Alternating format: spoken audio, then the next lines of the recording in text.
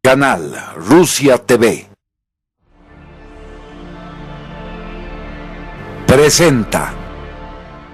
Esos objetos voladores no identificados no solo aparecen con forma de bola brillante indefinida, sino también son parte de una tecnología definida. Los americanos siempre han estado interesados en el legado técnico, mágico de Alemania. No existe la menor duda de eso. De repente ocurrió lo imposible. La expedición, planificada los 6 meses anteriores, es rápidamente abortada después de 2 meses, dejando la costa antártica. Es una retirada definitiva. Los hechos son reales, las evidencias ciertas y los fenómenos sensacionales de la película El Tercer Reich, Operación OVNI, primera parte, la base. A principios de 1947, una expedición anteriormente emprendida por el explorador americano Richard Byrd alcanzó las costas de la Antártida. Fue una expedición muy extraña. Al contrario de las 3 anteriores, esta fue completamente financiada por el ejército de los Estados Unidos. Operación Gran Salto era su nombre en clave. Bajo el mando del almirante Richard Byrd había un poderoso escuadrón militar, un portaaviones con decenas de aviones, en cubierta, un submarino, helicópteros y más de 5.000 personas. Estarán de acuerdo que se trata de un extraño equipo para una expedición científica. 2 de diciembre de 1946, antes de empezar la expedición, el almirante Byrd, en conferencia de prensa, dice: "Mi expedición es de naturaleza militar". No dio más detalles. A finales de enero de 1947 hubo un reconocimiento aéreo completo. Empezó a topografiarse la región antártica de Queen-Mouth Land. Todo salió como estaba previsto durante las primeras semanas. Decenas de miles de fotos fueron tomadas. Repentinamente ocurrió lo inexplicable. La expedición preparada para 6 meses concluyó después de solo 2 meses. Huyendo por la costa antártica, fue una huida realmente rápida. Perdieron un destructor, casi la mitad de sus aviones, decenas de marineros y oficiales. En la Comisión de Investigación del Congreso de Estados Unidos, el almirante Byrd dijo lo siguiente: en el transcurso de otra guerra, América puede ser atacada por un enemigo que tenga la habilidad de volar de polo a polo a increíble velocidad. ¿Qué hizo huir a los americanos?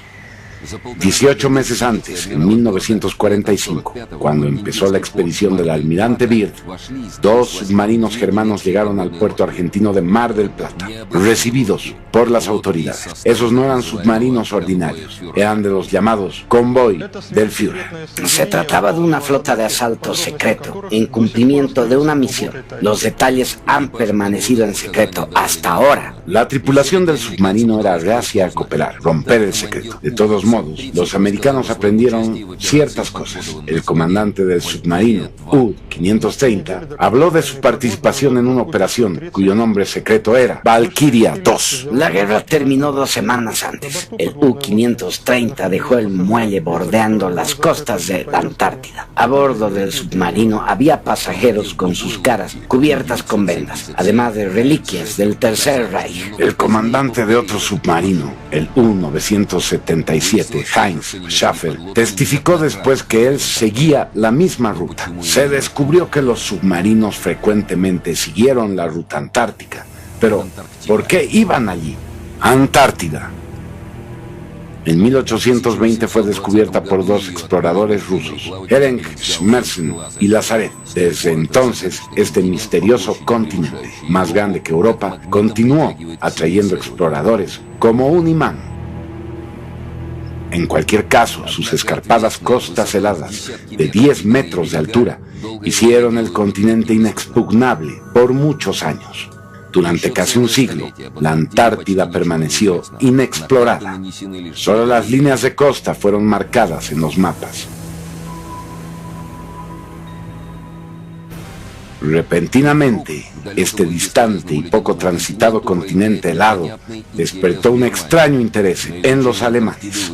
Grandes fondos fueron destinados para el estudio antártico. Al final de los años 30 se organizaron 2 expediciones de investigación. Esto ocurrió justo antes de que la guerra diera comienzo. En enero de 1939, 2 aviones de despegue asistidos por catapulta, el Pasa y el Boreas, despegaron de la cubierta del Schwabenland. Empezaron a recorrer la tierra de la Reina Maud. En 3 semanas, los pilotos de la Luftwaffe, con banderas marcadas con esvásticas, incorporaron para el Tercer Reich un territorio del tamaño de Alemania. Fue llamado Nueva Suabia. En abril de 1939, el experimentado explorador polar, capitán Alfred Richter, escribió: «He completado la misión que me confió el teniente general Göring. Por primera vez, aviones germanos volaron sobre el continente de la Antártida. Cada 25 kilómetros arrojábamos banderines, cubriendo un área de unos 600.000 kilómetros cuadrados, de los cuales 350.000 fueron fotografiados». Los aviones de Göring hicieron su trabajo. Esta inusual misión luego pasó a los lobos del mar del Führer, los submarinos comandados por el almirante Karl Donitz. En secreto, los submarinos alemanes pusieron rumbo al final de la Tierra, las costas heladas antárticas. Posteriormente, Karl Donitz pronunció esta extraña frase: «Mis submarinos han encontrado un auténtico paraíso en la Tierra». En 1943, en el clímax de la guerra con Rusia, el gran almirante Donitz pronunció otra no menos misteriosa frase: «La flota de submarinos germanos está orgullosamente en el otro extremo del mundo. Hemos hecho una inexpugnable ciudadela para nuestro Führer». En aquel entonces, las palabras del gran almirante de las flotas germanas fueron solo comprendidas por un círculo interno muy pequeño. Hoy solo podemos suponer lo que el gran almirante quiso decir. Recientemente se encontró un enorme lago subterráneo 1 kilómetro bajo el hielo, el lago Vostok. Su temperatura es de 18 grados centígrados. Sobre la superficie del agua hay cúpulas abovedadas que contienen aire caliente. Es posible que desde esos lagos cálidos fluya constantemente un río de agua caliente hacia el océano.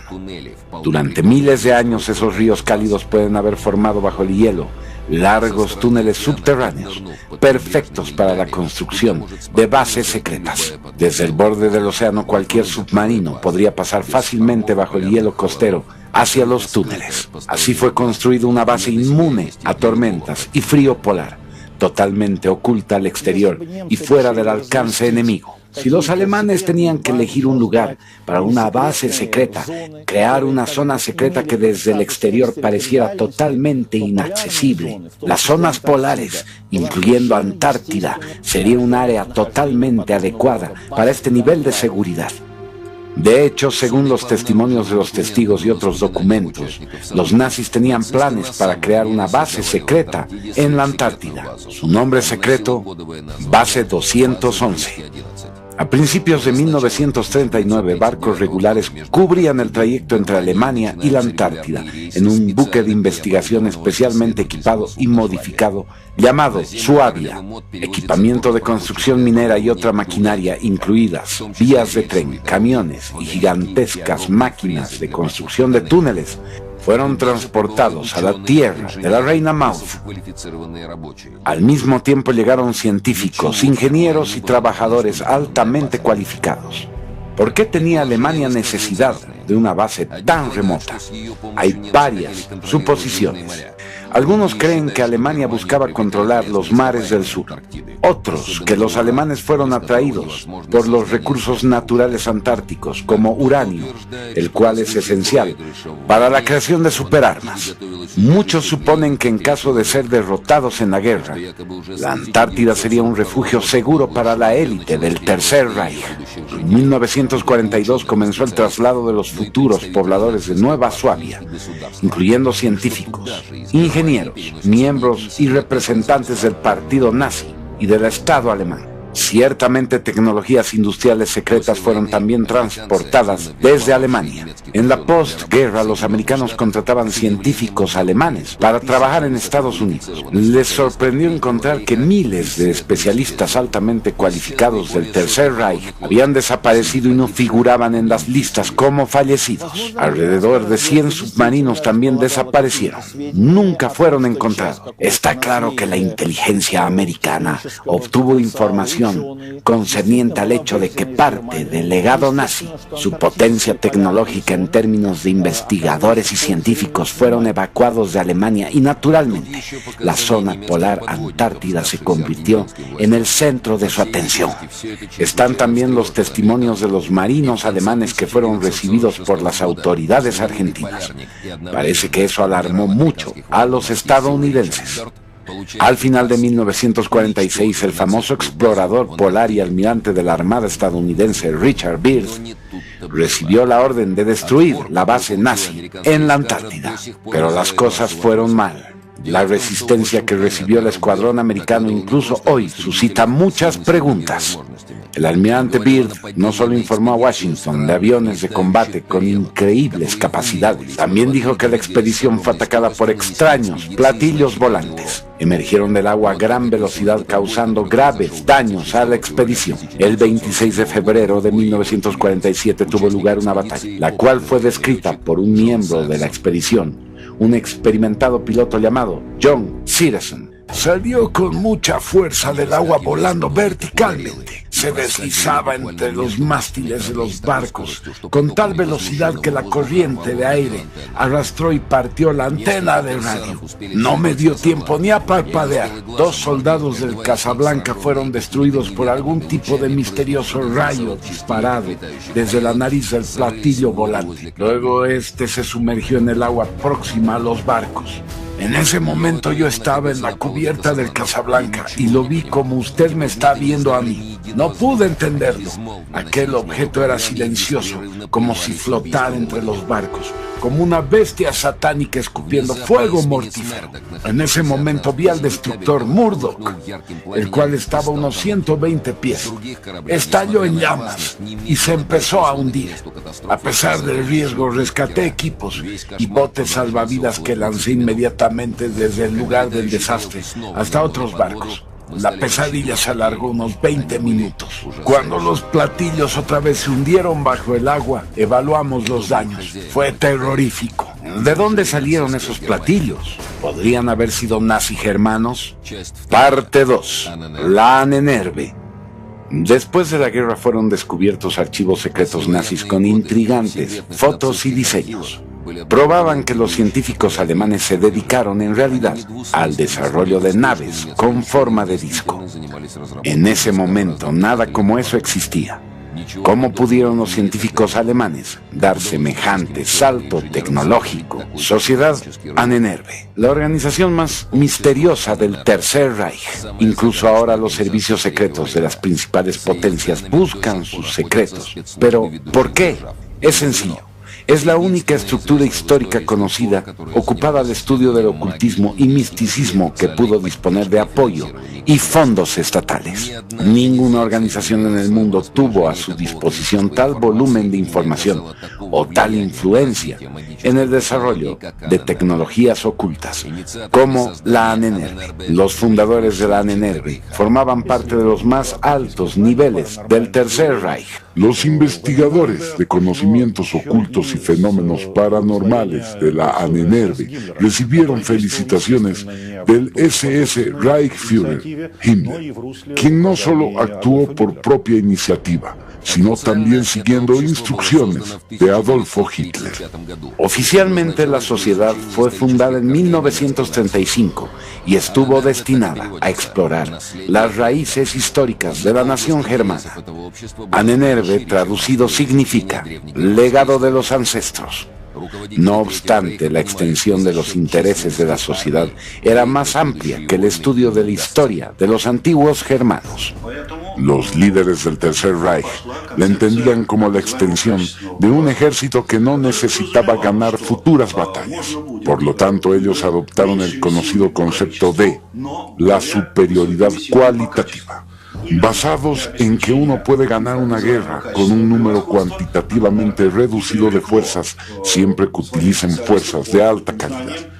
Para proveerse con una superioridad cualitativa, la Ahnenerbe contó con especialistas en lo oculto, no tradicionales, y conocimientos paranormales, con la finalidad de alcanzar un progreso en un área donde sus oponentes no podrían competir. La ideología nazi estaba basada en la teoría de que en el pasado fue una de las civilizaciones más poderosas de la Tierra, con acceso a los secretos del universo. En alguna parte, encriptado y diseminado, este elevado conocimiento fue preservado. Específicamente ellos estaban comprometidos con el despertar del superhombre en Alemania. Como descendientes que eran de los antiguos arios, estaban muy interesados en Atlántida. Sus científicos lo veían como el hogar nativo de la raza aria. Por lo tanto, Alemania era el legítimo heredero de los conocimientos tecnológicos atlantes. La leyenda dice que había barcos gigantes y naves voladoras conducidas con una fuerza desconocida. Buscar los conocimientos ocultos, entender la historia de la civilización. Ellos suponían que la cuna de la civilización era de origen germano y que todas las palabras tenían raíces alemanas. La búsqueda de la Ahnenerbe empezó justo antes del comienzo de la guerra.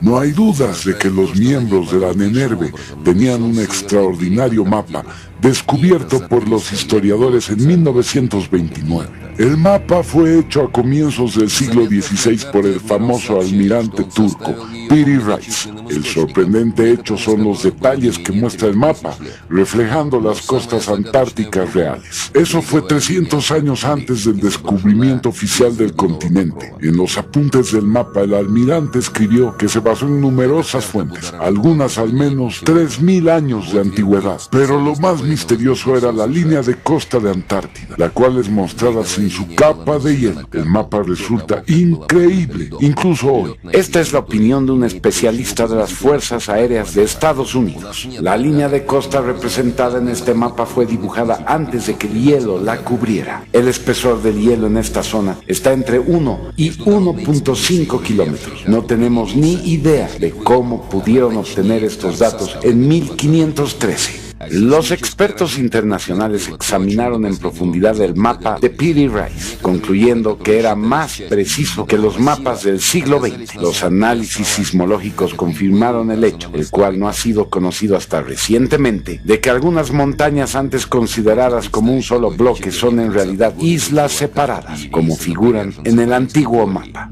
Hace 70 años nadie podía imaginar el impacto del mapa de Piri Reis en los fundadores de la teoría de la raza aria. Eso trajo esperanza en la búsqueda de la herencia tecnomágica de la Atlántida. Una hipótesis establece que la Antártida es la anterior Atlántida, sepultada por el hielo como resultado de los desplazamientos polares. Una vez que ellos supieron que ese mapa existía, realizaron descubrimientos secretos que podrían haber sido registrados en cualquier lugar. Pero, ¿dónde? Las expediciones secretas de la Ahnenerbe empezaron a descubrir antiguas reliquias y manuscritos alrededor del mundo, desde el Tíbet hasta Sudamérica. Notablemente ellos hicieron con archivos de los caballeros templarios, los cuales contienen detalles de que ellos visitaron América mucho antes que Colón. Aparentemente los templarios se apropiaron de manuscritos secretos similares al mapa de Piri Reis. Ello indica que ellos conocían algo importante sobre la Antártida. En los territorios ocupados, las unidades de comando especiales de las SS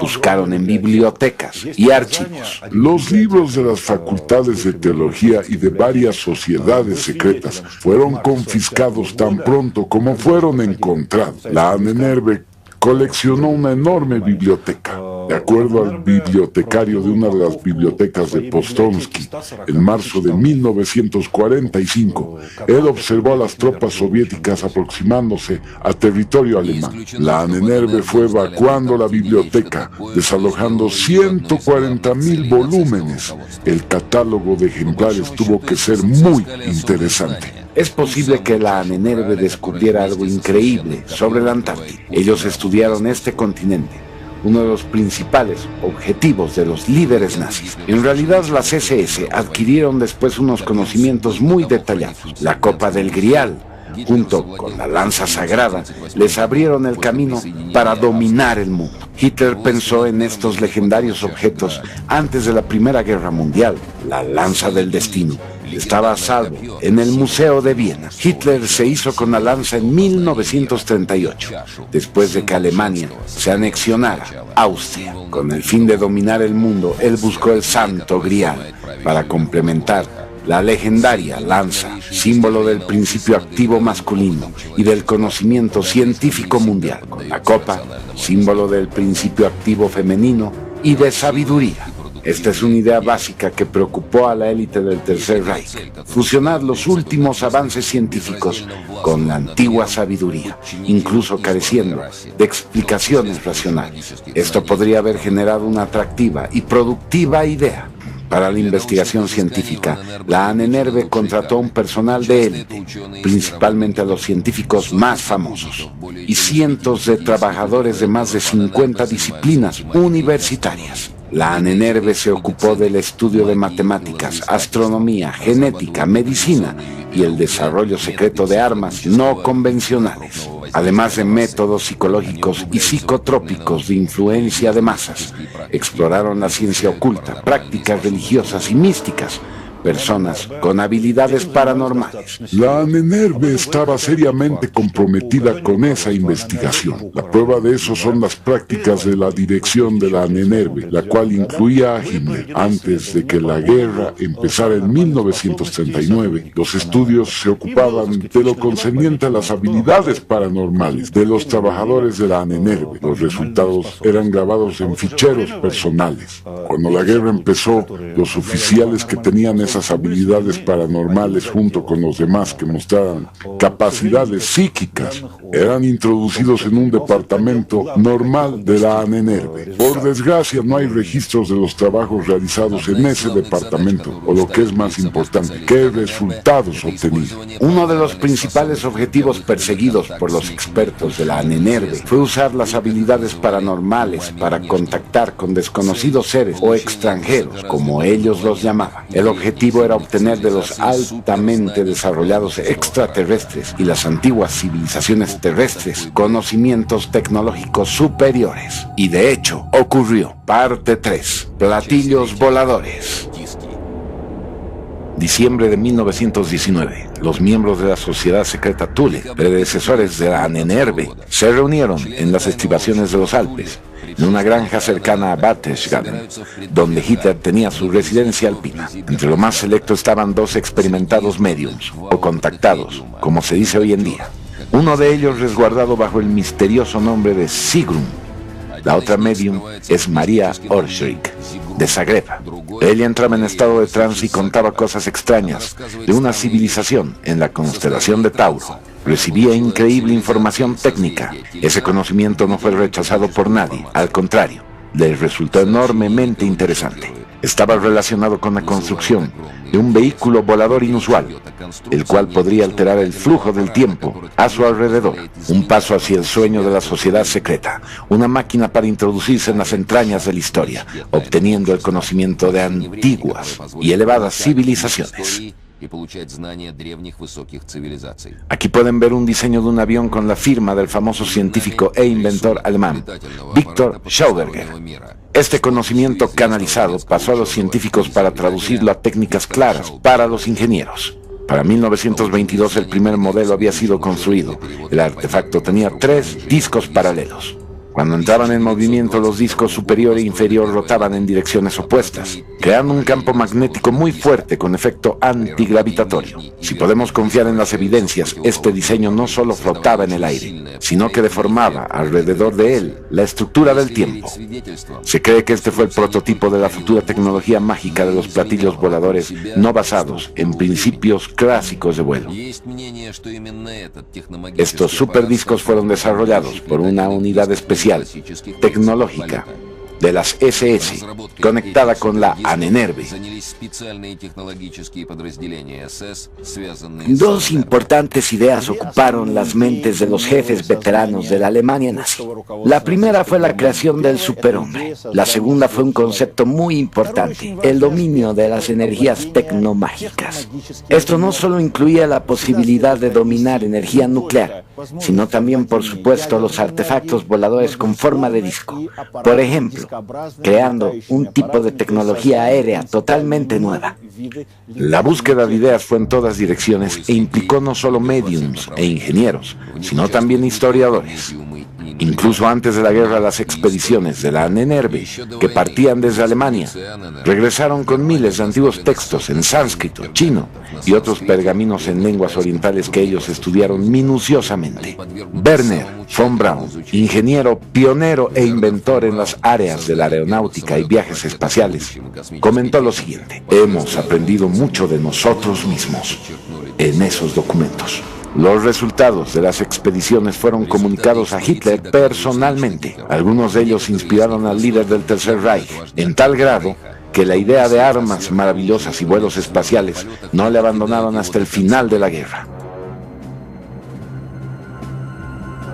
Los diseñadores hicieron todo lo posible, pero conocer los principios de rotación y realizar los superdiscos de antigravitación no fue suficiente. Necesitaban unas máquinas que no tenían. La tecnología todavía se encontraba desesperadamente atrasada para esas ideas tan avanzadas. En julio de 1934, Hitler y la élite de las sociedades secretas Thule y Brill invitaron al inventor Victor Schauberger a trabajar con ellos. Su legendaria máquina de implosión era capaz de producir luz, calor y movimiento mecánico con solo aire y agua. Ellos necesitaban algo de él que realizara una máquina para los discos voladores. Se alcanzó un acuerdo y después de 5 años, en 1939, un prototipo del disco Brill con máquinas de Schauberger se elevó en el aire. Aquí una rara fotografía que fue preservada mostrando una prueba de vuelo de un modelo camuflado de invierno. El progreso de la tecnología mágica de los discos ha sido extremadamente lenta con una falta de experiencias y especialistas de campo. Ellos se vieron forzados a tomar extraordinarias decisiones. Para desarrollar el superdisco se trajo el Sonderbohrer 13. Esta unidad especial de investigadores científicos de las SS se ocupó de temas muy delicados, como el estudio de objetos volantes no identificados. Incluso con los mejores científicos y los pilotos de pruebas, el proyecto se paralizó y nunca fue nuevamente reanudado. Todo quedó como alto secreto. Yo hablé con el profesor alemán Hermann Obert, homólogo de nuestro Siolovsky. Fue el profesor de Wernher von Braun y le pregunté acerca de los platillos volantes. Él dijo: sí, oí hablar acerca de ellos y tengo constancia de esos trabajos, pero los supervisaba las SS y nosotros no teníamos acceso a lo que hacían realmente nuestros colegas. En Berlín estaban ocupados en ello.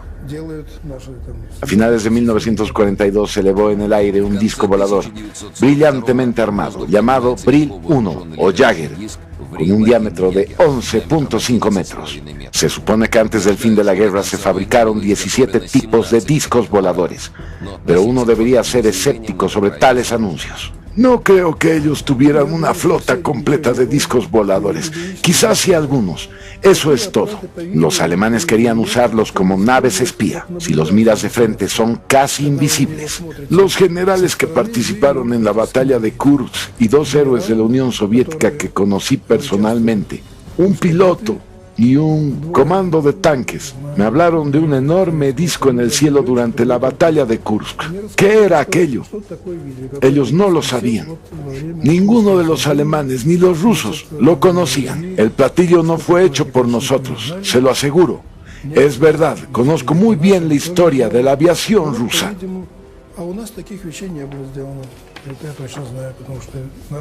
A partir de los dibujos y fotos de este disco, el platillo fue identificado como el Hanebu. Los datos del disco parecen ciencia ficción. De acuerdo con las descripciones, ellos usaron una fuente de energía alternativa, la llamada conversor de Hans Kohler, la cual no requiere combustible fósil. Incluso fue proyectado un Hanebu 3 para volar en el espacio. ¿Difícil de creer? ¿quién puede saberlo? Esta es la foto trofeo. El extraño traje del piloto sugiere que los vuelos fueron programados para tener lugar, si no en el espacio, sí al menos en la estratosfera. En los archivos incautados se descubrió otro misterioso documento. Se trata del proyecto original para una enorme nave de 139 metros, con forma de cigarro, llamado Andrómeda, con hangares para 5 discos voladores del tipo Hanebu 2 y Brill. ¿El propósito de esta nave? Algunos piensan que estaba diseñada para vuelos espaciales de larga duración. Hay otra sencilla explicación. Ese era un proyecto para un contenedor subterráneo de agua, el cual podría ser usado para transportar mercancía, equipamiento, tecnología para las bases secretas del Tercer Reich, incluyendo la Antártida. Según la inteligencia americana, al final de la guerra los alemanes tenían 9 proyectos de investigación, desarrollo y pruebas de discos voladores. Las investigaciones revelaron que 8 de estas fábricas preparadas con científicos y figuras claves fueron exitosamente evacuadas desde Alemania. La 9ª fue destruida. El coronel de la Fuerza Aérea, Lieutenant Wendell Stevens, recuerda: nosotros teníamos información clasificada de que algunos de esos centros de investigación fueron transportados a un lugar llamado Nueva Suabia. Al menos un disco de esa investigación fue transportado a ese lugar. Otros fueron al Amazonas y un tercero a la costa norte de Noruega. Ellos fueron evacuados a instalaciones subterráneas secretas.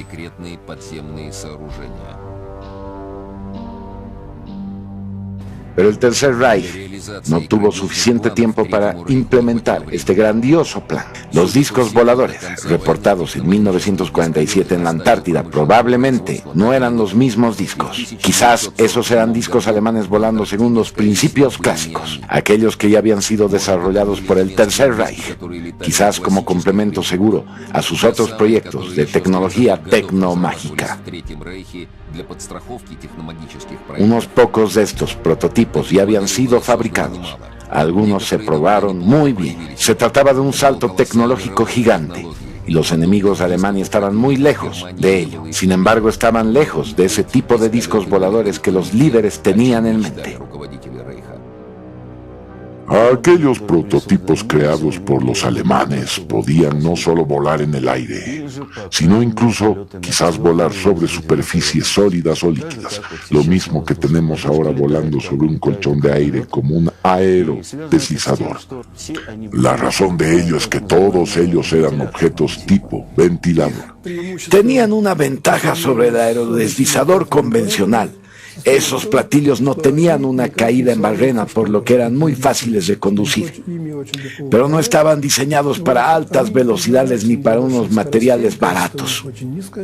Uno de los prototipos más avanzados, el disco volador llamado Bellonzo, fue probado por primera y última vez el 14 de febrero de 1945, cerca de Praga. La potencia de elevación era producida por el diseño silencioso y sin llama de Victor Schauberger. Los informes dicen que un disco no piloteado alcanzó una altura de 15 kilómetros en 3 minutos con una velocidad horizontal de 2.200 kilómetros por hora. El disco volador demostró que podía permanecer suspendido en el aire y volar hacia adelante y hacia atrás sin tener que girar. ¿Éxito? Totalmente. Pero la guerra estaba ahora en territorio alemán. No esperando la ocupación de territorio alemán, los nazis destruyeron los prototipos no convencionales que no pudieron evacuar. El único ejemplar del disco Bellonzo fue también destruido. El desarrollador de la tecnología más importante, Victor Schauberger, más tarde declaró: el modelo fue probado en febrero de 1945. Fue construido en colaboración con expertos de todo el mundo en motores de combustión, en el campo de concentración de Mauthausen. Luego ellos regresaron al campo. Para ellos ese fue el fin. Fue Keitel quien voló la nave experimental. Por tanto, estos bellos dibujos representando discos sobre la base antártica es la imaginación de un artista. Otras fotos y dibujos son sospechosos. Fueron hechos para probar partes del disco experimental con ciertos parámetros, o eran parte de presentaciones iniciales a las autoridades. Es importante dar credibilidad a los ingenieros y científicos alemanes que lograron enormes éxitos. El salto del Tercer Reich en ciencia y tecnología no fue accidental. Una combinación de investigación científica con un análisis de la antigua sabiduría consiguieron increíbles resultados. Sea como fuera, la derrota que los nazis sufrieron no fue accidental. La Copa del Graal no es tan solo un símbolo de antigua sabiduría, sino también un código de moral que viene de siglos. Podríamos suponer que los nazis rechazaron deliberadamente ese código.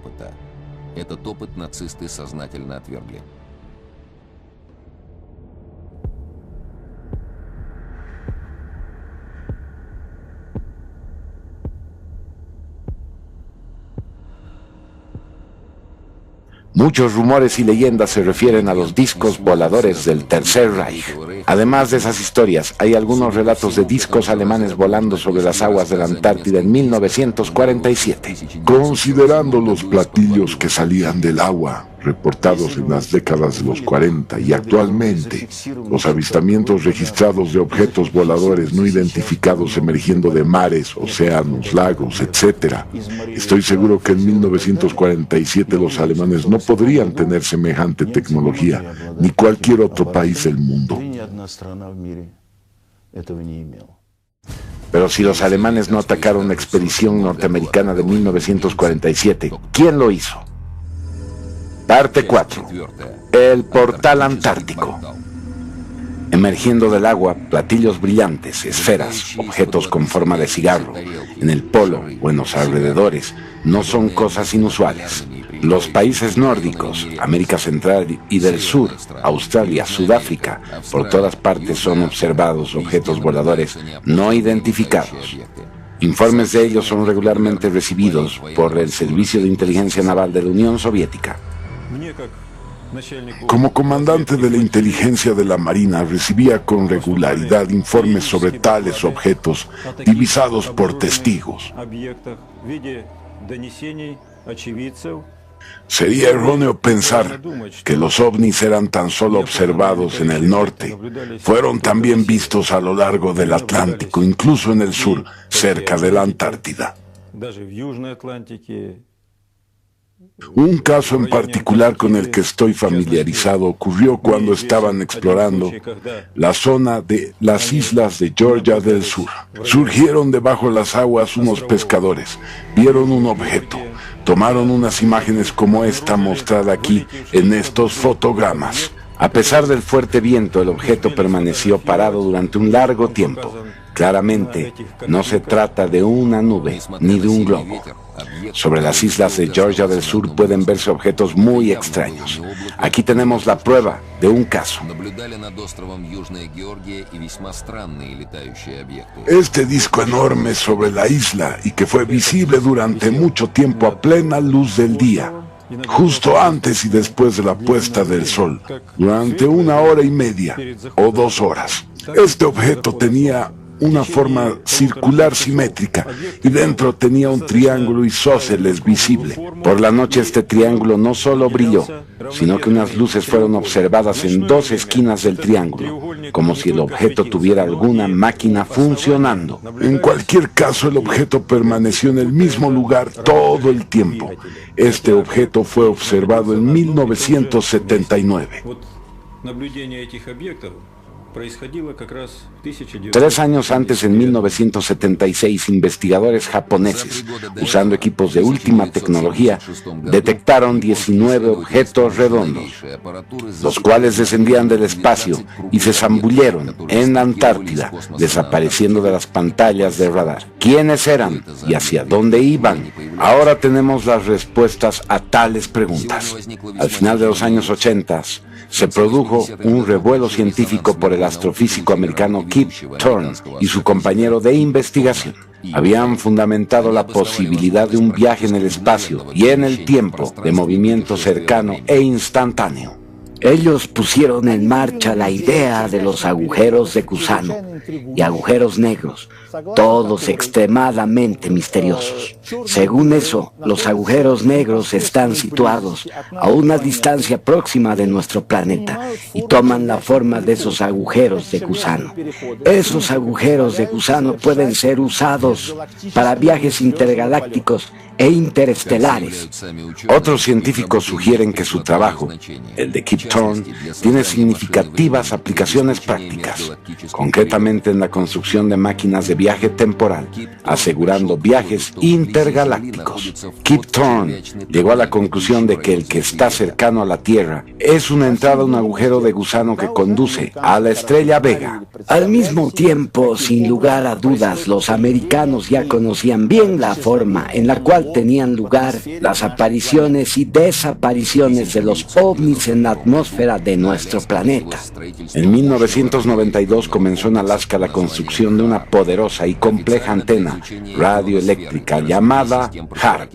Oficialmente era para estudiar la ionosfera y el desarrollo del sistema de defensa de misiles. Clandestinamente era para el desarrollo de nuevos tipos de armas geofísicas, psicotrónicas y climatológicas. Básicamente es un canon de rayos masivos, una especie de microondas global, pero hay más cosas. Hoy podemos estar seguros que el principal objetivo de esta instalación es la entrada al agujero de gusano. Esto implica que los americanos llegaron a la conclusión de que en esa región polar está localizada la entrada a dicho agujero. Las ondas de la estación de radio permiten determinar la configuración del agujero de gusano, luego trazar el retorno y encontrar dónde están la entrada y la salida. En 1998 el complejo de Alaska fue activado. Un transmisor idéntico fue construido en Noruega. En medio hay un tercero, más potente, en Groenlandia. A principios de los 90, los avances tecnológicos hicieron posible enfocar solo a un lugar, al portal de Alaska, observando el movimiento de ovnis en nuestro planeta. No hace falta instalar instalaciones de rastreo a lo largo de todo el territorio de Estados Unidos u otros territorios. El control de un solo portal es suficiente. En cualquier caso, la Tierra tiene dos polos. ¿Cuál es la función de cada uno según esta teoría? Bien, por ejemplo, ellos usan ambos para entrar y salir a través de Alaska, o usan el portal para entrar y salir por la Antártida y viceversa. A través de la Antártida los ovnis emergen dentro de la atmósfera de nuestro planeta, y a través de Alaska, el portal norte, ellos abandonan el planeta. Los efectos de la teoría del túnel no contradicen el hecho de que el polo norte de nuestro planeta sea la entrada y el polo sur de la Tierra la salida, que conecta nuestro planeta con otros planetas y estrellas a un nivel de energía e información. Es posible que las propiedades de nuestros polos sean utilizadas por objetos volantes no identificados para comunicar con otras partes del universo. En cualquier caso, esto debería ser estudiado en serio. Por todo esto, nos sorprende recordar el hecho bien conocido de que la mayor parte del personal de las estaciones americanas en la Antártida pertenezcan a la Agencia de Seguridad Nacional de Estados Unidos. Militares, técnicos, inteligencia electrónica y empleados de la Agencia Central de Inteligencia, la CIA. Esas categorías representan el personal de investigación más importante de las estaciones americanas antárticas. Quizás los científicos del Tercer Reich también captaron que el Ártico y la Antártida no eran solo los polos de la Tierra. Quizás tampoco sea una coincidencia en la Alemania nazi la teoría de la Tierra hueca, en la que los polos son puertas a las estrellas, fuera tan popular. Quizás del núcleo de esta idea estrafalaria surgió una vaga comprensión, algo relacionado con los recientemente descubiertos agujeros de gusano. Atendiendo a la posibilidad de viajar en el tiempo y el espacio, esto puede ser por lo que la Antártida trajo a los alemanes a sus costas. El sexto continente continúa escondiendo sus secretos. Surgen nuevas preguntas y a lo largo de los años esta lista no ha disminuido. ¿Qué fue de las investigaciones que construyeron platillos volantes? ¿Las dejaron después de la guerra o continuaron en lugares secretos alrededor del globo? ¿Es acertado atribuir todos los avistamientos de ovnis a los avanzados proyectos secretos? Los ovnis son observados hace mucho tiempo, incluso durante el tiempo de Alejandro de Macedonia. ¿Qué tipo de objetos surgían de las aguas para atacar la expedición del almirante Byrd? ¿Con qué grandes seres desconocidos los alemanes se esforzaron apasionadamente en cooperar? ¿De qué se trata? ¿Mito o seres reales que por miles de años han conducido sus invisibles actividades en nuestro planeta Tierra.